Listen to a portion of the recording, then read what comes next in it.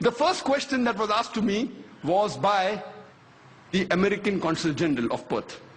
And the first question he asked me, Dr. Naik, do you consider Osama bin Laden to be a terrorist? And I told him, as far as Osama bin Laden is concerned, I don't know. I haven't met him. I haven't interrogated him. He is neither my friend, neither is my enemy.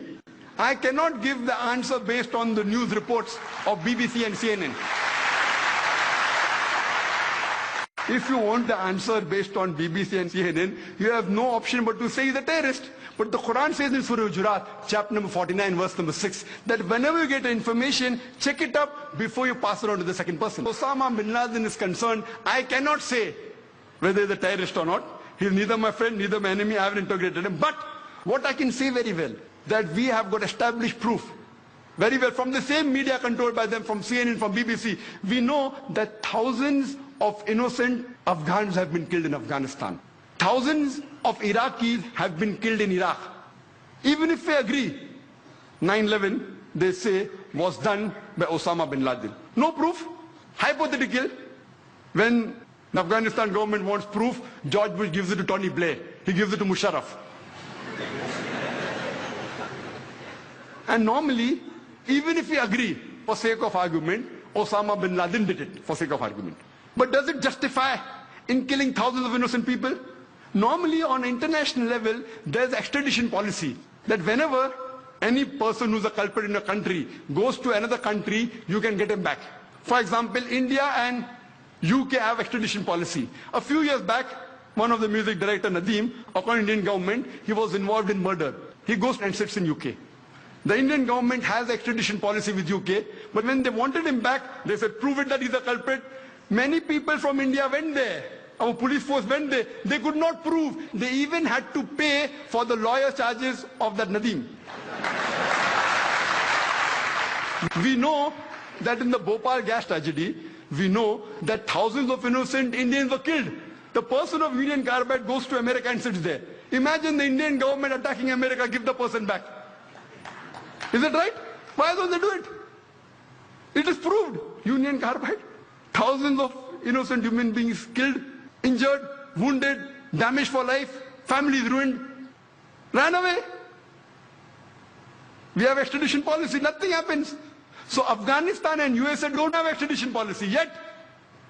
Even if you agree, for sake of argument, Osama bin Laden did it, it does not justify killing of innocent human beings. More than 3,000 to 5,000 Afghans were killed. Then, after a couple of years, goes to Iraq, weapons of mass destruction. And then they go there, after the attack, they don't find anything. Yet, they're controlling Iraq. What is the cause? What is the reason? And people in Iraq are more troubled. They were troubled with Saddam Hussein. He was not a good Muslim. He was not a practicing Muslim. I'm not in favor of Saddam Hussein. But the trouble they're facing after America has come to Iraq is multiple times more.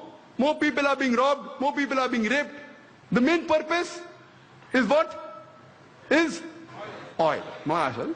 It's an open secret.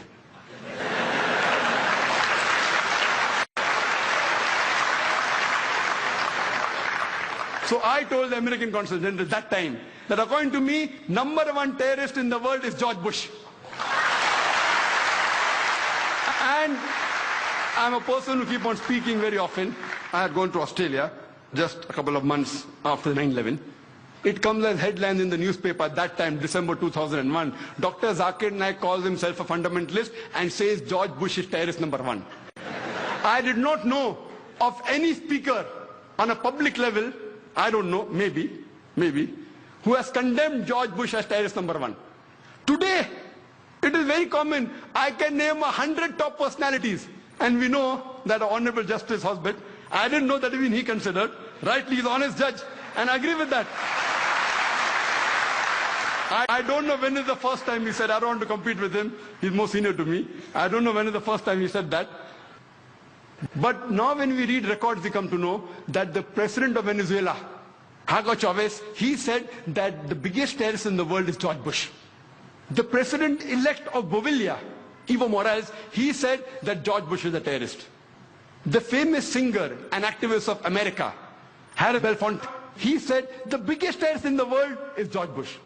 In UK by the name of George Galloway, He said the biggest terrorist in the world is George Bush. And he said that the blood that is there on the hands of George Bush and Tony Blair is much more than the bombers who have done bombing in London.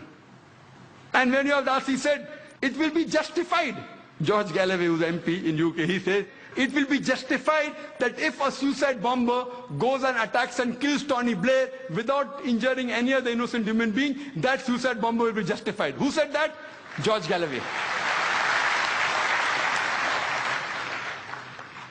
We have Jyoti Basu, a few months back. He said, when George Bush came to India, that #1 terrorist is George Bush. Everyone says that, but the Indian government wants to invite him. For what? So that we learn the art of terrorism? Recently, a couple of days back, it was a news article in the newspapers that the Nobel Prize winner Betty Williams, she said that she would love to kill George Bush.